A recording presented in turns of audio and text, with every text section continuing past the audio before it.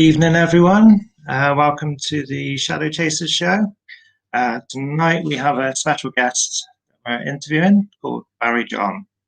If you have any questions for him tonight, or you just want to general chat with him, leave a comment below if you could. And we're now going to bring him on. Barrie, hello. Hi guys, how are you? Not too bad. Yourself? Very good, very good. Nice to see you both again. I'm probably looking a little bit dark here in the background, but I can assure you I'm not always in the dark. How have you been keeping? Yeah, very good, very good. Through these very strange times, we're obviously keeping busy at the moment. We're still getting a lot of clients in, but very weird times. As you can imagine, we've had no events or public events, should we say, in terms of anything from mediumship shows down to ghost hunts, really. You know, it's very unfortunate, and obviously the well-being and pure spirit events that we do as well. So it's been quite tough, not only on us but everybody. But you know, I think the biggest thing for us, we've tried to help support people with all the lives, going live with free readings, you know, but not only that, I think it also creates a bit of a community for people where they can have a bit of a laugh and a giggle with us. And yeah, definitely. I don't know whether you saw a few weeks ago, I did a little bit of a Q&A session, and then we did a few other silly ones as well, you know, a bit of a general chat with me. And I've got to say it went brilliant. And people don't believe some of the questions we do get asked at times. Yeah. It's like, it helps as well, doesn't it? It gets people meeting other people as well at the same time. Yeah, we've met so many nice people. It does, yeah. Well, I mean, we met on an event, gosh, I can't remember when it was now, about 2 months ago, something like that, a month ago. Like Yeah. And we met through a recording that we were doing for BBC Radio at the time. And obviously we met there and we got on very well, you know, and it's nice to be able to support you and help you out with your new show, let's say that. Thank you very much. Much appreciated. You're welcome. So Right. we was going to say, your lives that you've been doing, a majority of those part to do with Derek Acora as well. They are, yeah. Memory Alive and stuff. Yeah. We've done. We obviously, Derek and Gwen are very good. Well, Derek was, and Gwen is a very good friend of mine. You know, so we've worked with them in terms of keeping Derek's memorial page alive, really, and the Derek Acora and Friends page. And it's been great, you know, because it is difficult when somebody passes. I mean, you know, I worked with Colin for many years. You know, Colin Fry was a very, very good friend of mine for 20 years. And he kept plaguing me to work with him, and I kept refusing, going, I'm not good enough, Colin, I'm not good enough. And in the end, he actually set me up. And I had no choice but to do it, because whenever Colin was local to me, I know we'll jump back on to Derek, but whenever Colin was local to me, he always used to ring me up and say, I'll put you some tickets at the desk, you know, just ask for them when you go in. And then this one time he was at Retford, which is about half an hour from me. And he says, you are coming tonight, aren't you? And I said, yeah, I am. But not thinking anything of it. And, you know, it was all very weird with Colin about, well, you know, mate, you know, what are you wearing tonight? You know, and I'm a very casual guy. You know, I turn up in jeans and a waistcoat and a jacket and a shirt. That's it. And I remember when I got there, you know, basically the instruction was, tell Barrie he's got to come into the dressing room. And that was it. And then from that point, all I got from Colin was, well, which part of the show are you doing for me? And unfortunately, there was a big story behind it, as you probably know, because that was the time when Colin actually told me that he got very severe cancer, and not long after that, he actually passed. So it was very difficult, really. But yeah, so in terms of Colin and Derek, you know, I've supported both of them, and we will continue to support Derek's page. We're going to be doing some events next year, hopefully next year. To support Pathfinders, and also raise some funding and raise some funds for the charity, you know, because it was a big part of Derek's life and Gwen's life, still is. You know, they've actually got a dog called Acora now, which is fantastic, you know, and that's great, you know, because looking at Pathfinders, they provide dogs to people who need them to aid in everyday life, you know, so that's tremendous for us. So we'll continue doing those lives on Derek's, we'll continue doing them on ours as well. And the whole idea is really to just help support people and bring a little bit of awareness to people as well, you know, about what we can do and what we're trying to achieve. Yeah. Can I ask you, the burning question, what's it like working with Jack Osborne? Very weird, yeah, very weird. I got approached for a new program, what they're doing, called Fright Club, which is obviously over in America. So we've only been able to do it via Skype. And I've got to say, we had a fantastic laugh with him behind the scenes. You know, it was all about basically UK venues that had activity. So what happened was, I was basically, just before I went on air, I was sent a clip to have a look at, and then it'd be like, what's your thoughts on it? What do you think about it? And we had some great stories. I mean, I remember one of them in an old antique shop down in on the south coast. I think it was Brighton way, where there was like a rocking horse that in the middle of the night it just start moving, and then it would just stop. And, you know, things like that, doors opening, you know, all weird things, doors on cabinets opening and closing. And it was quite spooky. But yeah, great guy. You know, would I do more with him? Certainly. You know, I think with anybody in the industry, anybody that shows an element of professionalism for me, I'm happy to work alongside. And that's led us into potentially another show really in the States, which we are still waiting just to sign the contract on, but that will be a full series over in the States as well, and it will be based in the States. So I'll probably have to move over there shortly. I was going to say, so whilst you're over there, have you been sightseeing? What, in the States? Yeah. Well, no, we didn't did we? But, you know, I would love to. I would love to get over there because, as I say, anything we did with Jack, we did all via Skype. But, I mean, once we did, you know, I've been to the States a few times. You know, we did a lot of work with, there was called the Young Presidents Organization of America, and it was all basically company directors and company presidents. And that's when we ended up doing the ghost hunt around the Recoleta Cemetery, which is where Eva Peron's buried. And that was about 2005, 2006. So yeah, so you know, we get invited to some very strange places. I can assure you. You know, they're not always luxuries. Some are, some aren't. So, whilst we're on the subject of America, have you actually done any locations over there?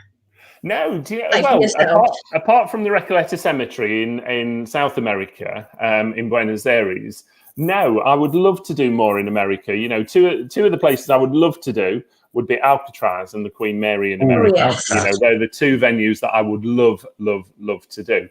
The difficulty that you get with America is obviously when you go over there, you have to have a work visa. So unfortunately, it's quite expensive if you're doing it legally.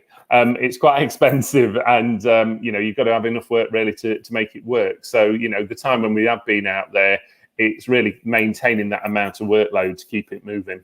Yeah, of course. Oh, could we ask you what your most haunted location? What would you class as your most? God, what a great question. How would I answer that one? Yeah, it is, because, you know, I mean, the last count for me was somewhere over 5,000 ghost hunts, you know, and remember, I've been doing these in the public eye now since probably about 2005. I mean, before that, I've been doing them for like 15 years myself in terms of small venues. But, you know, places like, I've got to mention it, you know, the Galleries of Justice at Nottingham, which is the National Justice Museum, will always have a special place in my heart. Margam Castle is another fantastic one that I love. Places like Skirrid Inn in Wales, another one. You know, there's some great venues. I mean, I remember doing Ruthin Jail a few times as well in Wales. Again, a place that had so many stories attached to it and really did provide evidence. And for me, it's not always about doing the venue. It's about actually getting proof of something, you know, some proof of life after death. And remembering that as investigators, as psychics, as mediums, that's what we're there for. And I always like to think that I'm very different to a lot of the other investigating mediums, because I just don't go in there going, oh, this is all ghostly, it's all paranormal, things are going to start happening. I look for reasons why, and also I'll try and rule things out, because you know, it's very good. Yeah, you know, I mean, what we do as investigators, we've got to have an element of proof with it. And, you know, I work with a lot with universities, Northampton University. I work with their parapsychology department a lot now. And one of their professors is a very, very good friend of mine. And we do a lot together now in terms of proof. You know, it's got to be more about proof. And this is what really disappoints me with people now, is they don't seem to want proof anymore. They just go in and go, oh, well, what will be, will be. And that's where I think you've got to really work at it, you know. And ever since certain, which I'm sure we'll talk about, certain TV programs came out, you know, unfortunately for people, they expect that as soon as you walk into a room, all activity starts happening, things start flying around the room, and they see the white lady suddenly appear in the middle and start talking to people. And I really wish it was that simple. I really do. Yeah, the reality is nothing like that. No, nothing at all. You at a location for such a long time and maybe only get 5 minutes worth of action. Definitely, yeah. I mean, over the years, you know, filming certain programs, you know, you could guarantee that I've filmed probably anywhere from 36 to 48 hours to get half an hour to get 45 minutes of a show. And people don't realize how much dead time there is in there. And also when you're filming it, it's not always about the activity. It's about how it looks on screen. So certain shows, you'll walk into a room as a psychic and then they'll say, oh, can you just do that again? Because we just need you looking in a different angle. And you almost lose that impression, if that makes sense. Hasn't it? Yeah. You lose that moment. You know, it's like if I put you two into Margam Castle and said, right, walk through the door, tell me your impression. You know, hopefully you'd walk in and go, wow. Well, if I said, oh no, you know, you've got to do it another 10 times now, guys, because I don't like that. And you walk in the 10th time and the 10th time you're going, oh, I'm really fed up of this now. You know, no, I'm not impressed anymore. And people see that. They see that look on your face because it's almost like, no, I've done this too often. Yeah, exactly. Yeah. Personal experiences. What has been your most, you would say, memorable actual physical experience from spirit? From a paranormal event, I mean, there are so many. There really is. I mean, you know, I remember talking to you guys just before we came on air of Guy's Cliff House, you know, and I did that many years ago with a very good friend of mine, their company. And I remember we were just sat there in one of the Masonic rooms and I was sat at the front of my friend and she was behind me. And literally the room was black. It was pitch black. And we just turned around and I don't know what made me do it. Turned around, looked at her, and that was it. There was just something mass in between us, you know, some black mass. And bearing in mind, this was a dark room. And it was almost like we just screamed and just ran out of the room. But you see, I'm renowned for running out of rooms anyway. People know that about me. Any sort of paranormal activity, I'm the worst one in the world. And probably the worst venue that I did with you guys was East Drive, where if anything had happened there, God help everybody, because I'd have been down those stairs like a shot, probably head first. But you know, there are so many. Yeah, that's how it happens. You know, places like the Galleries of Justice has always held something. I mean, people, because I'm a tour guide at Newstead Abbey, you know, a place that goes back to the 1100s, the 1200s. And people always ask me, oh, are you scared? Well, no, not really. You know, I unlock that place on my own. I lock it up on my own. I turn all the lights off. I walk around in the dark. You know, last Halloween, I was dressed up as the Wicked Lord and left in the house on my own. And I'm running around in stocking feet, basically, around the house. But has it ever feared me? Not at all. Have I had things? Yes. Okay. You can always guarantee that certain rooms that I go into, something will happen. And it's funny because a great story to tell you about there was, I think it was last year. We were locking up the house and there was me and another colleague. She was locking one part up and I was locking another part up. And I went into what we call the boudoir, which is it's basically the ladies' dressing room. And I went in and the door locked on me when I was in there, simple as. And the problem is there are no lights in that room at all. And I was just about to radio the whole house staff just to go, would somebody come and let me out? And then I realized that if I did that, I would probably never in my whole life live it down. What a situation. Exactly, yeah. So in the end, I just had to stand there fiddling with the door lock and suddenly the latch opened and let me out. And I thought, okay, there's something spooky. But interestingly enough, on the same day, at the same time, my colleague was in one of the royal bedrooms. And at the same time as I got locked in, one of the curtain poles fell down.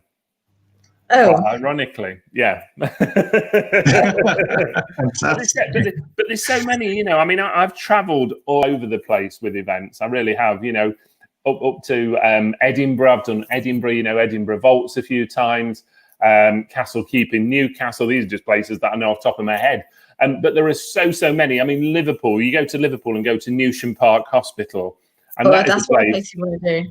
It's a place where I'm not being funny. You need a week just to investigate it because the place is so big. And I think what you have to look at is, what do you want from the venue? You know, what do you want from the event? You know, I mean, at Newsham Park, you can actually go in the morgue and you can lay in the beds if you want. What they used to go in the fridge and things like that. And we always used to do that with people, put them in the fridge. They don't work, don't worry. But, you know, but things like that really do appeal to me. You know, those sort of venues, those places, and especially if you can get in somewhere that's never been investigated before, where you can go in and, as I call it, you can go in naked almost and go, actually, you know what, let's see what happens. I remember once doing Hyde Town Hall up in Hyde near Manchester. And if you know anything about Hyde Town Hall, it's where the last murder trial was for Myra Hindley. Okay. And that's where the last trial was. And she was actually held there as well. And I remember doing the Ouija board in the dressing room at that time. And bearing in mind, she'd passed at this point, and it just kept spelling out Myra, Myra, Myra. And suddenly the door slammed behind us, smashed all the glass in the door, and we just got up and took the board and went. That was it. That was too much. But at that time, I was working on the Moors murder case as well. Wow. Yeah, that was leading us on to a question, actually. I was going to ask, have you done any police investigations? Yeah, we get asked to do a lot of police. Yeah, we get asked to do a lot of police investigations. Some of them I have to be honest, some of them I'm quite uncomfortable with, because if it's a modern day crime, and especially if it involves things like children, I think you have to be so careful, because not in any way do I doubt my ability at all. But, you know, you've got to think of the implications that you're leaving people with. You know, if you're telling somebody, and this is a made up case, if you're telling somebody that their child has been murdered, and suddenly 5 years' time the child turns up, you've got a big problem there, okay? Yes. Where we tend to do a lot with the Australian police, in terms of real missing people cases. In some cases, it can be murder, but a lot of missing people cases where we try and track them down. And it's quite interesting, because when I go into that mode, when I go into that almost, I don't know what you call it really, but that psychic forensic mode, all I do is I start drawing, I start doodling on a piece of paper. And lo and behold, you know, I hold it up and show the police, and they go, "How did you know that?" And I go, "I've got no idea." And it'll be like, I don't know, there might be a woodland with a river in it, with a chalet in it, or a wooden hut. And suddenly, you know, you draw it, and then they look and they go, "That makes sense." You know, the best thing, or not the best thing, but the greatest thing, is when they're talking about maps, and you start drawing a map of like where you think they went off the road or things like that.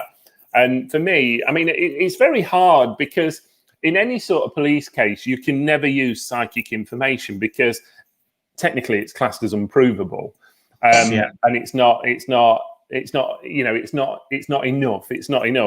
But you know, it has been known many a time that they will go off on that information, and sometimes it leads them to other places.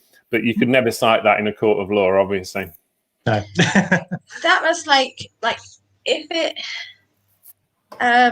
what's the word, like, if you actually solve it, that must feel kind of quite rewarding. In a way, yeah, it is very much. And especially if you can help somebody who is grieving. So if a family have lost a member of family for a murder case, or even if the murder person, you know, the person that's done the murder has done a runner and technically suddenly appeared somewhere, you know, that must be such a relief for the family to think, actually, you know what, we've got that result in a way. Yes. Have you actually just like found a missing person as well? A few times, yeah, a few times, yeah. Especially over in Australia more than anything. As I say, over here, I'm always very reluctant here, because the difficulty that you find is nowadays there is such a lot of negativity about mediums and psychics and what we do, where, you know, all the time, you know, you get classed as money grabbing, you're just in it for the money, you're doing it for the money. Well, anything that I do on police work, I never get paid a penny for, simple as, you know, and I don't want anything for it. Even when I did all the work with the Moors murders. And unfortunately on that one, you know, the Keith Bennett situation that we were trying to deal with at that time was a very, very complex case. We've all got our own views of where he is. Unfortunately, they never found the body. But, you know, it's a real hard one. It's a hard one to comment on. But I just wish nowadays that as psychics and as individuals, we were more respected for what we do. And that's one of the things I always say to people. Whenever I do television or any form of media work, I try and portray us all in a very positive, professional light. Mm-hmm. Definitely. Yeah, I understand that. So going back to locations again, with Margam Castle, is that a place that has kind of like, you said it was a bit on edge, and Margam will always hold a special place in my heart, as will Oxford Castle, which I'll talk to you about in a minute. But Margam will always hold a special place for me, because I remember doing some of the best table levitation work at Margam Castle that I've ever seen. And that wasn't just me, that was a group of us, and the information that we were getting clarified and confirmed by a friend of mine's son who actually was in the army at that time and knew more about any sort of army bases around that area was just absolutely phenomenal, and the reaction, the clip was still on YouTube. I don't know whether it's still there, but the whole thing was just so realistic. It was just bizarre. But you know what? For me, it's also getting in some of the venues. Margam Castle, when you go in and you look at the staircase, you look at the whole building, it just takes your breath away. There's certain places like that. And I think as investigators, one of the really fascinating things that we get to do is go to places that public do not go into. And I remember doing a program called Haunted Leads quite a few years ago now with a good friend of mine. And we did that as part of the Evening Post, the Yorkshire Evening Post. And I remember we got into Temple Newsome, which was a big old stately home, and we got all underneath there. We got all into the tunnels and everything. And the info we got in the tunnels was just outstanding compared to what we got upstairs. It really was. But there are still a lot of venues out there to be explored. My frustration, my annoyance with it is I remember years and years and years ago, 20 years ago when I first started, you could hire a venue for £200. That same venue now will probably cost you anywhere from £1,000 to £1,500 because, what's happened is people have latched onto it and they just think, great, we'll make some quick money from it. Yeah, and I've had this. And I really feel for not for venues, but for groups and companies now that are selling tickets, because I've heard it myself where people go, oh, well, that one's expensive. Yeah, but did you realise the venue's probably costing £1,000? And as you know, most venues will limit numbers. They're not unlimited numbers. You can't take 100 people. Some of them you might be lucky to take 20 people to 30 people max. And that's on average. So those 30 people have got to cover the cost of a venue, which if it's £1,000, it's a lot of money. Mm-hmm. Yeah. Gary just said the back room upstairs at Margam Castle. Yeah. If that's the room, what I think, Gary, that's the room where we did the table levitation. It was upstairs at the back. Yeah, the nursery. There's a nursery at the back. There's a table, a big round table. Yes. Yeah, that's the one. The big table we got moving. Heavy. Yeah, so I love Margam. Margam will always be close to me. But, I have to mention it. Oxford Castle will always be one that people remember me for. That was my first most haunted event. And, the one where I never knew where we was going or anything. And, all I got told was turn up at the Malmaison Hotel. And that was it, and I've got to say the hotel was just as spooky as the Oxford Castle event, because the hotel was actually the old prison. And you end up sleeping in the actual prison cells. Yeah, we've done that as a one-off.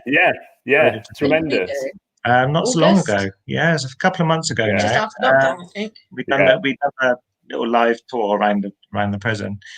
We got to go underneath in the crypts. Fabulous. That was amazing. Absolutely amazing. Well, where you went into the crypt underneath was where we did the table moving. Okay. Yeah. I remember. I know these venues very well. We did a live in our room on our group page. Yeah. And after the live had finished, I went down to get. We placed a REM pod by our door, and I went to get it. And as I bent down, I heard a female in my ear, but it said Dave's name.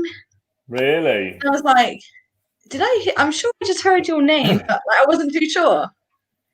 I remember quite a few years ago, we did the Ragged School in London, And I remember it was a very cold winter's night, and it split over numerous floors, and I can't remember where we were. I can't remember whether we're in the top or the bottom, but we're in a room anyway with a group, and this guy had got a set of what we call the hearing devices on, the big ears or whatever you call them, which is like a big set of headphones, and he's got a little microphone. And I remember all of a sudden this guy ripped them off and threw them on the floor, and we all looked as if to say, what's wrong with him? What's going off? And I remember I went over to him and just said, what's the matter? And he said, that's just called my nickname. And we all said, yeah, but your girlfriend must know, your girlfriend knows your nickname, don't she? He says, yeah. We said, where is she? He says, she's in the basement. So this guy was on his own with a group of unknown people, and somebody had called his nickname through the hearing device. And basically that was it. He was just freaked out for the end of the night, but I love things like that. I love seeing people freaked out, because I think that's done exactly what we wanted it to do. It's a genuine experience too, isn't it? Definitely. And getting those genuine experiences are very difficult for people. They really are. Mm-hmm. Yeah. So we had one once, didn't we? Spirit box. Mimic. Mimic what we said. Yeah, I never ran so. I've had a good table tipping session as well in Dorchester Prison. Okay. I was always a little bit dubious with the table tipping. There's three of us. There was three of us on the table. Then it ended up being just two of us on the table. Then me on my own. And even though I was on my own, the table was spinning, and I wasn't spinning it. And it went from underneath my hand, continued spinning, and at that point there was a loud bang, and we realised it was a safe that was in the room adjacent. The safe door had slammed at full force. Admittedly, I did scream. I wasn't prepared. Don't worry. Even I scream on events, I can assure you. And people that know me, I admit to that as well. I scream and I run and I push people out of the way. I remember doing, I've done so many, it's ridiculous. I remember once doing Fox Denton Hall in Manchester, and I don't think you can actually hire it now anymore, but it was a lovely little miniature stately home is what I'll call it. It wasn't oversized.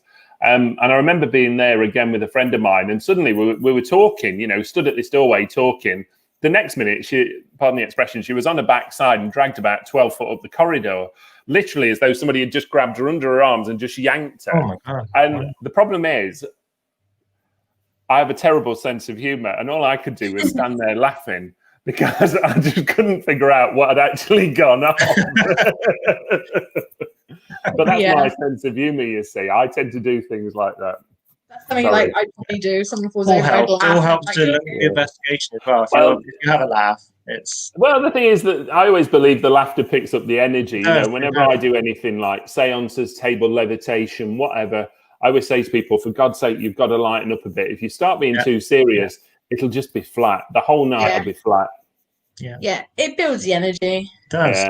Definitely builds it. So do you have a preferred way of investigating?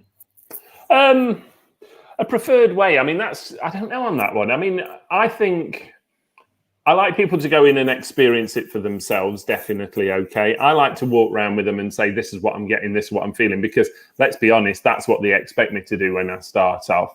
But, I never set a boundary, because you never know what's going to happen. I could say to you, the staircase at Margam's going to be the most active, and you get there and it might not be at all. It might be down in the basement.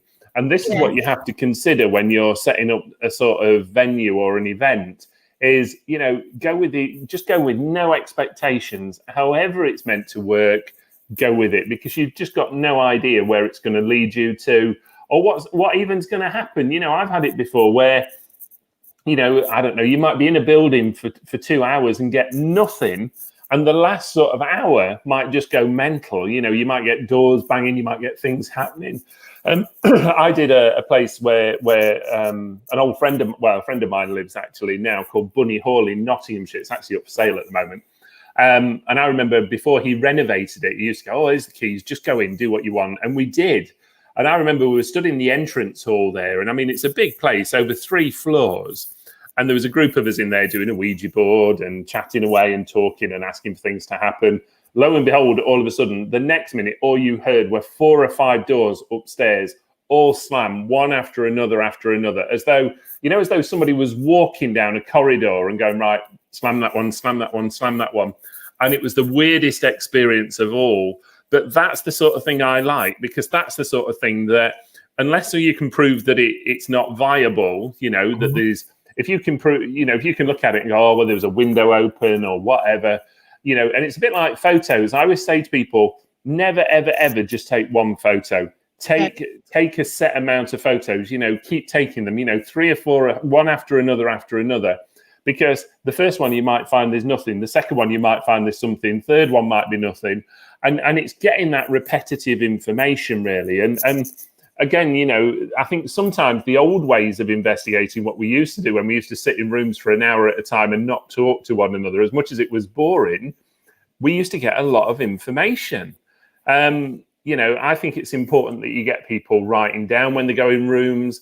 I think it's important that you have teams with a bit of a writing pad to go, right, 11 o'clock, we all heard this noise, right? Did anybody else hear that noise in the building? Or was it just that room? Or, you know, it's tough, isn't it? Because everybody on an event wants to move around, wants to move the feet, wants to wiggle, always has a squeaky coat on or something. Or rumbling tummy. Yeah, or you always get the one who wants to keep opening boiled sweets all the way through the whole investigation. You know, and they're the sort of things that do frustrate me a bit, because I think, oh, guys, come on, take it serious now. You know, we really want something to happen. You know, Woodchester Mansion, love Woodchester Mansion, absolutely love Woodchester Mansion. You know, I think it's such a great venue. Have I had things happen? Yes. But has it freaked me out? No, not at all. Not at all, okay? Not as much as what people said it would. All right. Alan has said, would love to know your thoughts on animal spirits and mediums that claim to be able to communicate with them. Well, Alan, thank you very much for asking that. And I love this question, because this is one that I talked about on another show the other night, actually, where, yes, animals do come back. Yes, animals will come back and prove that there's an element of existence, especially to us as psychics or mediums. But, you know, I always say to people, have I ever been able to communicate with an animal? Well, no, because I don't speak the language. That would be my communication voice straight away. You know, people that can communicate, well, maybe there is people, you know, I've got a very good friend who come to my house once when I had all my old animals, you know, and she was talking away to them and saying what they enjoyed, what they liked, what were the favorite food, etc. But, you know, I think it seems to be a very modern thing now, all of a sudden, where a lot of people are claiming that they can communicate with animals and things. And, you know, yeah, you know, we can all, you know, I've got 2 dogs myself, you know, but I can tell you now, I don't sit there having a conversation with them. I might talk to them, but, you know, I don't sit there saying, what do you want to watch tonight, dogs? You know, what do you fancy for your dinner tonight? You know, I think it's one of them things. Somebody's just mentioned about horse whisperers, okay, which again, is something very, very, very different in a way to me, you know, and I think it's that interpretation of, we talk about communication to animals. Well, horse whispering's about vibration to me, no different with any form of sort of healing. If you were healing an animal, you know, it's basically picking up your vibration, you know, and it is true. Animals do know when we're nervous, when we're scared, They do. You know, and you find that they'll react to that almost, you know, if an animal knows, I don't know, a dog, if a dog knows you're scared of them, they're going to snap at you, simple as, because they just think, I can have a go at this person, and they're going to run away. Yes. Good question, by the way, there, Alan. Thank you. And thanks to Gary asking that as well. Somebody's mentioned about Woodchester there. Woodchester Mansion, that monks were drunk. The drunken monk, I'm assuming that means at Woodchester Mansion. See, I love Woodchester, but I have to say, the problem with Woodchester is, for me, the house, what you see, was never really lived in, full stop. It was never finished. So I've been there with many, many groups. I'll go, oh yeah, and this was the lady's bedroom and this was the man's bedroom. Well, no, it wasn't actually, because the house, what you see now was never lived in. What was lived in was the original house, which was called, I think it was called Springfield House or Springview House or something. And it was a lot smaller. And the only original part of that is actually the kitchen at Woodchester that's still standing. Oh, that's interesting. Yeah. Drunken monk in the basement at Worcester. Oh, Worcester. Oh, okay. Don't know that one at Worcester. Oh, okay. Fabulous. Keep going. Oh, So, do you live in a haunted property yourself, Barry? Not now, I don't. No, I live in a new property, but I'm going to add something on that, okay? Two things. I used to own some pubs in the Cotswolds, and I owned them quite a few years ago now, about sort of 2007, 8, 9. And I had two pubs, but one of them I actually lived in. It was almost my sort of weekend home in a way, I suppose. And I've got to say, in that one, it was a proper old hunting lodge sort of thing, you know, horses, etc. In the night, we used to hear chairs moving around the fire. You used to put things on the bar, and you'd come back and they'd disappeared. You'd find your keys in a cooking pot in the kitchen or something, and you'd think, I never, ever, ever put them there. But literally in the night, you used to hear stools being dragged across the floor because it was an old stone floor, and you used to hear them being dragged. So at night, when you used to go, you know, close down, we used to put all the chairs around the tables. You go down in the morning, they'd all been put around the fire. Very, very weird story.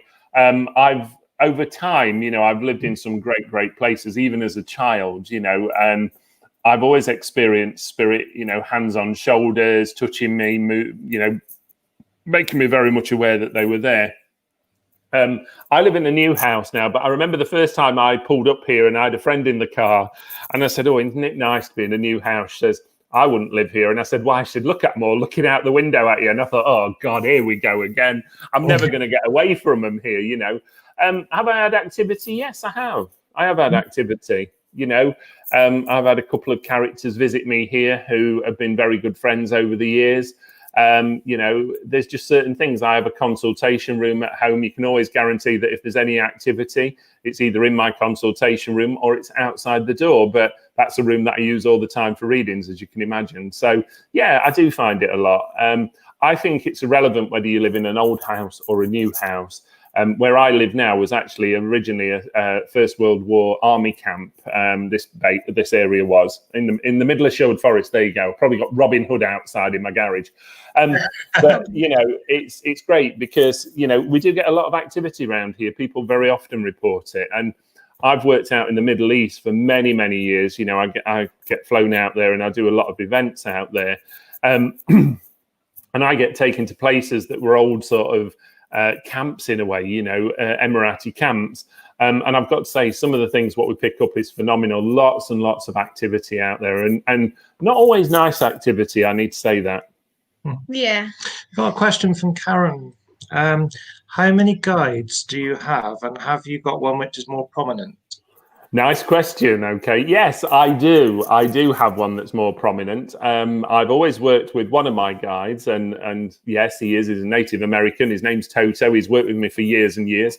Whenever I do any sort of physical or trance work, people always comment on how big he is because I'm 6'5" and he's actually apparently taller than me. But I work with lots of them. You know, my mum comes through from the other side, especially if I'm doing stage work now. I have a lot of other people who come through that I've known very well.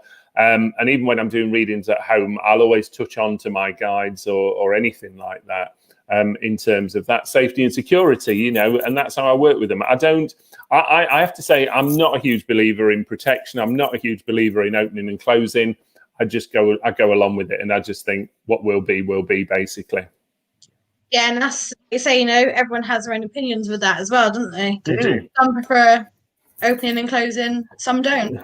They do, yeah, they do. But for me, it's a matter of almost, I refer to it as professionalism, really. You know, I wouldn't walk into my local Asda and start going around the fruit and veg aisle and start telling people that they got mum and dad with them, for God's sake. You know, I mean, it's that period of time where you think, no, that's really not, you wouldn't do that. And I think that's what you just have to think about, you know, irrelevant of whether you open and close. If they want to get a message through, they'll get through to you, simple as. My belief. Yeah, definitely. Have you? Yeah. Go on. I was going to say, going back to your psychic ability and having people come through all the time, do you find at times it can be quite like, now's not the right time? Sometimes, yeah.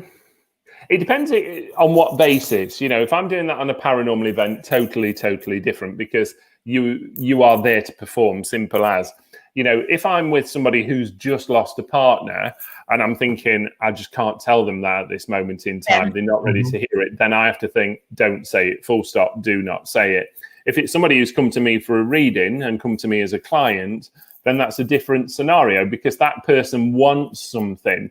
And sometimes the things that you're holding back on, you could almost be doing them a disjustice in a way, because maybe that's what they want to hear.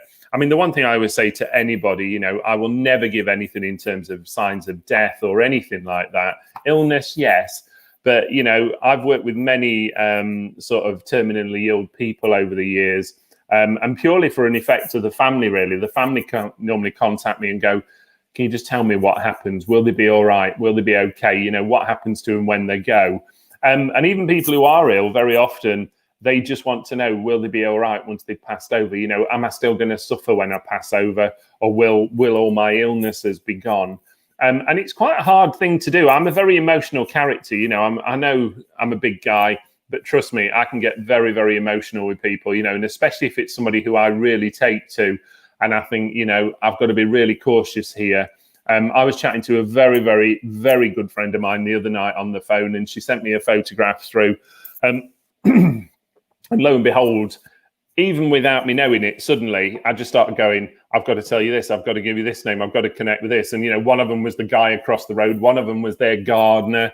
And it was like, I've got to say it, you know, I couldn't hold it back, because she'd almost woken me up in a way with what she sent me, the photo. It was just like, I've got to go with this. And that's what I do sometimes, you know, and you do find that with me, that, you know, if spirit knock, I just go, right, what do you want? Yes, exactly. We have another question from Alan. Would be interested to hear your thoughts on gadgets that investigators use, in particular mobile apps. Okay, this is where we're going to lose all our callers now, I think, aren't we? Right, okay, let me start from basics. I love the old-fashioned ghost hunting. I love the fact when as psychics, as mediums, we used to go into a building, say what we're getting, call out, things used to happen. Then what started to happen, we started getting lots and lots of other equipment, and basic equipment at that time. It was things like K2s, EMF meters, dowsing rods, pendulums, you know, and then suddenly over the last few years, we seem to have flown through the roof. I love the equipment, I really do.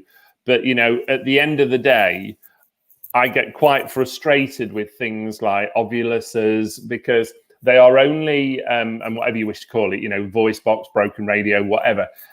They are only programmed with so many words. So you will only ever get out so many words. You know, and this is where I get frustrated. You know, I've had it before where I did an event once where I can remember the Ghost Finder app came out on the iPhone, and everybody had got it on the phone going, there's a ghost, there's a ghost. No, there's not. It's a program. It's a program for fun, for goodness sake. You know, and I think what people do is they almost lose to me that serious side, and basically they just start going with it. And it's like, guys, you know, I think we miss so much. I think we miss so much because we're not paying attention. We're concentrating too much on an app or on a device, not ruling out devices. I'm really not. You know, I've heard so many of them over the years, you know, anywhere, as I say, like the voice box, broken radios. I have to say, I've sat there for hours with people and going, did you hear that? And I think, no. Did you hear that, what they just said? No, I didn't hear that word at all. You know, and that's for me as a psychic. And please don't think that I'm dissing any of this equipment. I look at this very professionally. And if somebody's going to stand there and call out my name, I want to hear my name called out. What I don't want to hear is it mumbled, or almost like, you know, you go, what did they say? Because that isn't clear for me. So I think you've got to be careful. Use them to what they are intended to be. Remembering any piece of equipment really in the early days was never invested. It was never meant to be there for investigative purposes. It was always for another role, like the EMFs and K2s. They were basically there to detect electric frequency, not paranormal. Mm-hmm. Yeah. I mean, like when we've used things like the spirit box and stuff like that, literally listening for the clearest of answers. Not the other noise, a bit muffled, because you can interpret that as anything, couldn't you? Totally, yeah. I mean, the difficult part with it, you know, as I always say to people, number one, you'll probably get the local takeaway, or you'll get the local taxi firm, you know, and I'm not being funny, you know what, I don't want to go to 13 Kentucky Road. You know, it's like, I'm not interested in it. You know, what I want is somebody to come and talk to me and give me their name and call out something very specific that I can go, that makes 110%. And the other thing I'll add on to that as well is a lot of venues over the years now are cottoning on to the ideas that, you know, it's great to have a ghost or a resident ghost. I remember many, many years ago ringing up a venue, a very well-known venue, speaking to a lady there. And I remember she picked up the phone and I said, oh, can we hire your venue? And she says, well, what do you want it for? And I said, we want to hire it for a ghost hunt. And her first words to me were, I've worked here for 45 years, love. I have never had anything here. She said, trust me, you don't want to hire this place. And that was the lady who worked there. Wow. Some people are just honest. Yeah. And I think they should be. I think people should be honest nowadays. Yeah. You know, it's gone from being detecting paranormal activity and ghosts to now basically a money-making industry for people. Yeah. Yeah. And Kelly said, how can I be open to messages from loved ones?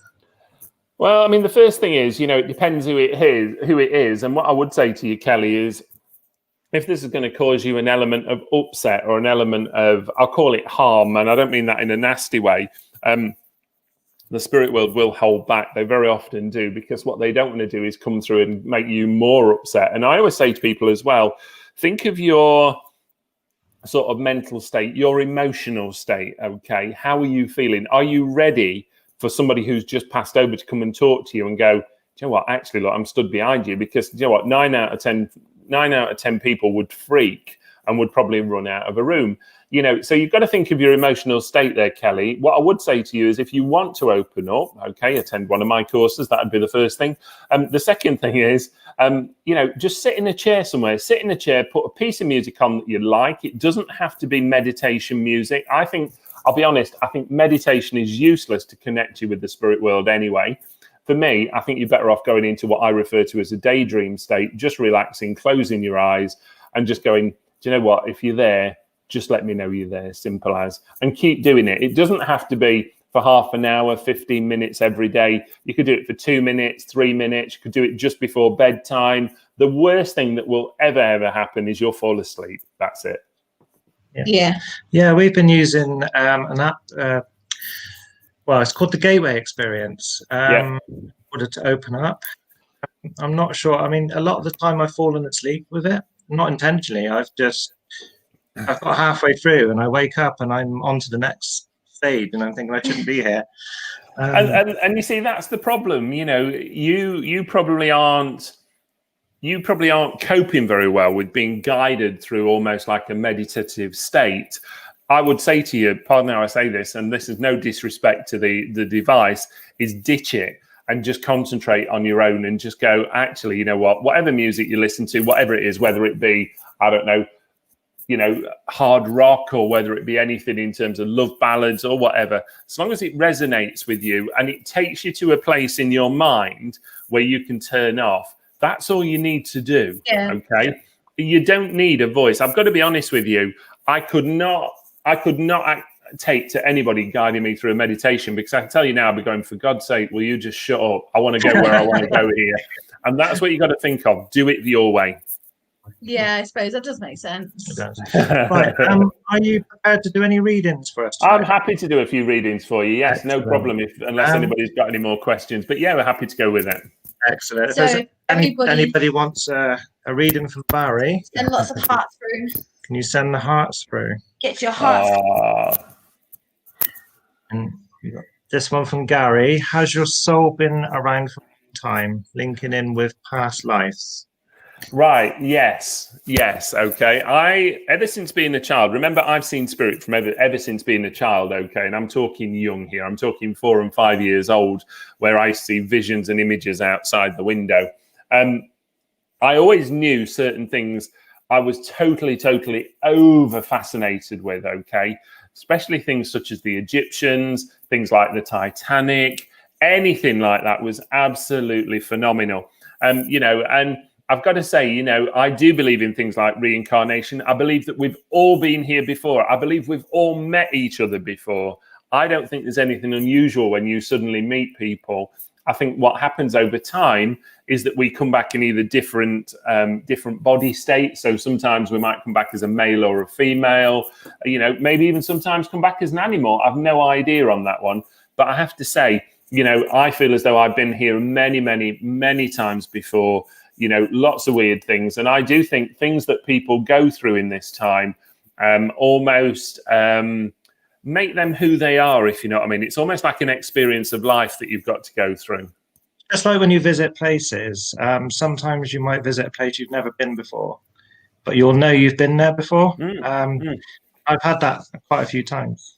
Very much. People always talk to me about deja vu, basically, which is basically this feeling of that I've been there and I don't know where, but, you know, I can describe something down to a T, and suddenly they go, I know I've been here before. Well, okay, there could be two things there. Maybe you went there as a very young child and suddenly the mind's remembered this and kicked it into action.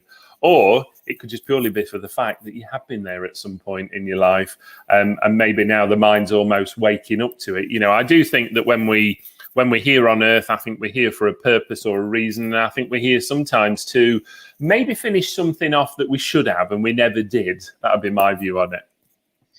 Right, we have a few All coming in that have placed a few hearts. Yeah. So let's see who you're drawn to, Barry.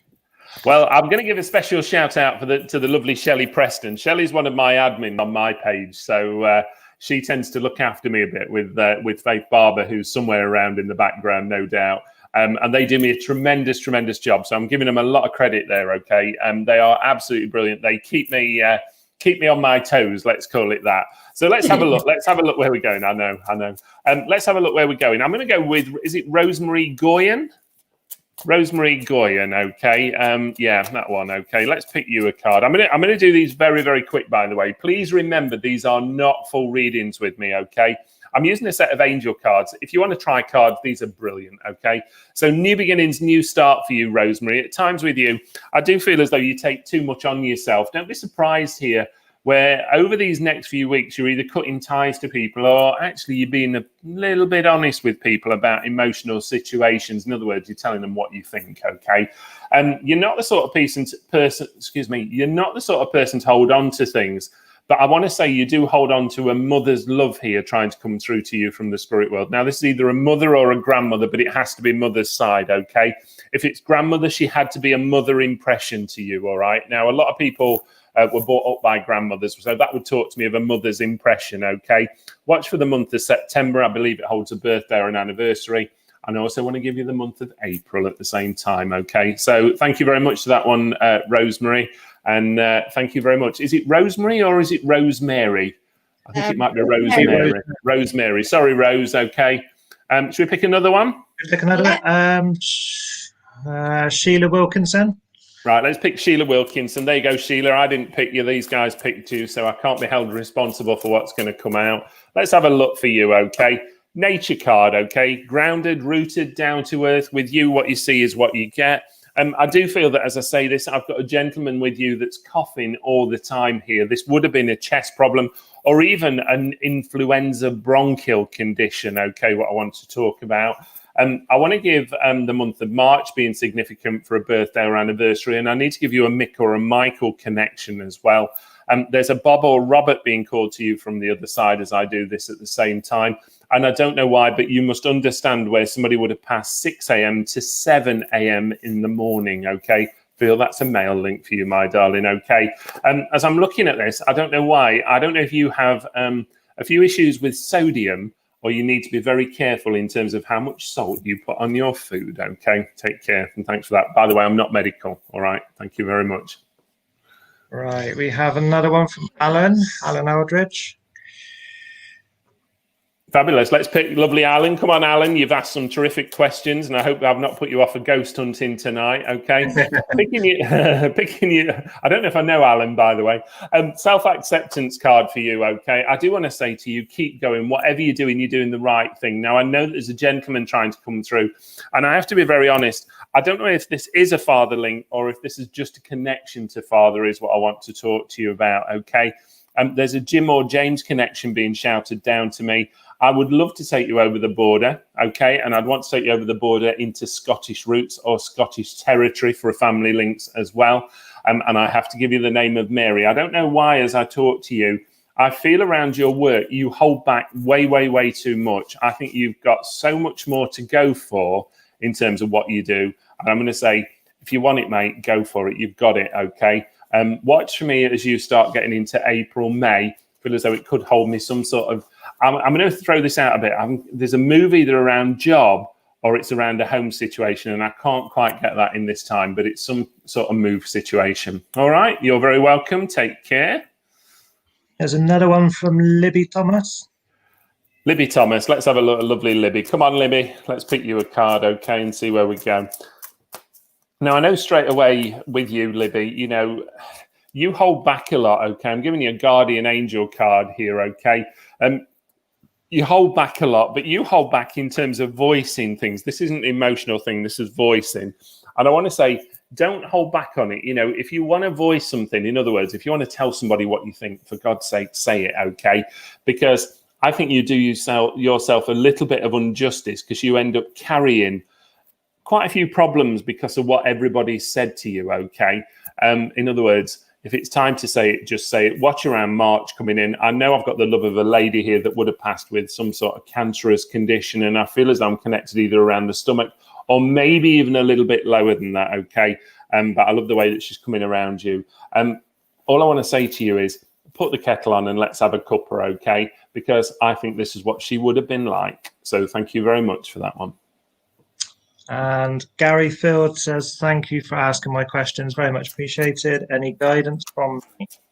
Let's have a look for you, Gary. That's all right. And we'll see where we go, okay? Right, Gary, balance of life card comes in, okay? All about balancing things. I think you're very, very good at burning the candle at both ends. And I'm going to say to you, you can't always do that, okay? Stop burning it at both ends. In other words, you're doing way, way, way too much. You have a fantastic opportunity coming around you. I have a feeling that for you, you are either going to be asked to either write a column or you're going to be asked to write an article. I see magazines around you, Gary, a lot as I'm talking to you. I need to talk to you of August, September time next year, as I mentioned this to you as well. And I do feel as though I need to give you a ring that belonged to a gentleman in the spirit world that is still within the family connection for me as well. All right. I want to give you the name of Bill as well, or William or Bill from upstairs. All right. Thank you very much. Has that helped? Have we gone to, we've got another one. Oh, all right. Oh, yes. Lee Bliss. Let's have a look for lovely Lee. Come on, Lee. What we're going to pick for you, okay? Look at this, you see, they've got me on a roll now. So we're going to keep going with these, aren't we? I can see. We'll keep going till we run out of time. Right, answered prayer for you, Lee, okay? I think you've got job changes coming around you, work changes coming in. Certainly around the next sort of 2 to 3 months I want to look at here. If you work for yourself, you are looking at other opportunities or you're looking at other routes. I know that as I talk about this, there's a man in uniform that comes through for you from the other side. I believe he would have passed somewhere around the 70s, 1970s sort of period, okay? I'm not talking the age of there. I feel as though I need to talk about the 70s as he comes through. Connection to your dad in some sort of way. So I want you to look either a dad-brother link or a dad-uncle link here for me, okay? I'm going to leave you with that, and I'm going to say to you, good luck in what you do. I don't know why, Lee, but I want to say to you, if you throw a dart, you will hit the bullseye. In other words, I'm giving you a bit of good luck coming in here and just saying go for what you want. And there's one more, I think, from Eddie. Aha. Let's have a look. Okay. I'm just looking at what Gary's just said. Cheers. Texas Paracon, August, USA, September, Festival of the Unexplained. Thank you very much, Gary. So there you go. You see, I said August, September. Right. Eddie Frey, picking the forgiveness card, Eddie. Okay. With you, I want to say, you know, I have somebody in the other side here or somebody over the other side that's apologizing for you. And I feel this is a father connection for me. I'm going to say he comes in and he apologizes for either the way that he went or how he left things, I want to say. All right. I think he could have been very, very difficult when he was here as well. Wasn't the easiest of characters, especially around family situations, possibly even to the point where he would have walked away from the family or where at times he would have turned his back on the situation.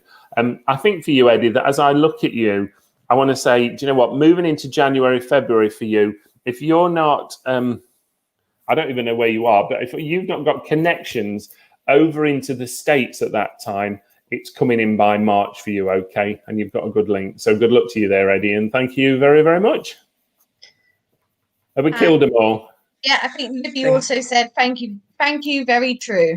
Oh, you're very welcome. And you see, we did them very, very quick. We never know how it's going to work. So, who knows? All right. So I always say to people, I can only give what I get. As you can tell, I work very quick. Steve Bliss also said thank you, spot on. Oh, brilliant. You're welcome, guys. Gary Fields, spot on. Well, there you go.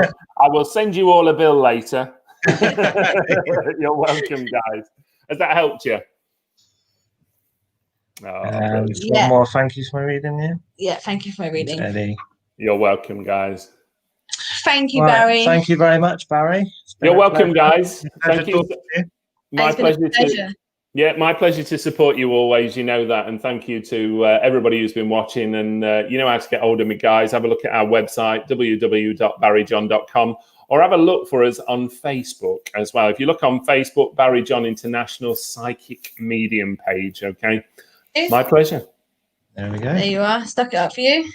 Yep. So head over to Barry's page, check him out, and I think he's still got some Christmas offers on. We've still got some fantastic Christmas offers on. Yeah, only until, well, I might extend them, but I don't know yet. I haven't told you that. Till the end of December. I'll probably get told off in a minute for saying that. I can see Shelley now probably throwing her fists around at me a little bit.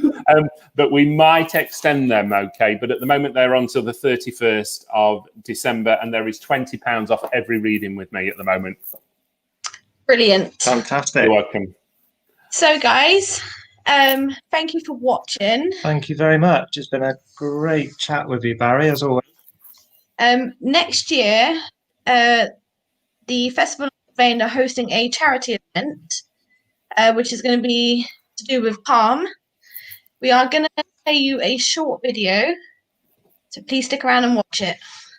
Thank you for joining us. Thank you all for watching. Thank you, Barry. Thank you. See you guys. Bye.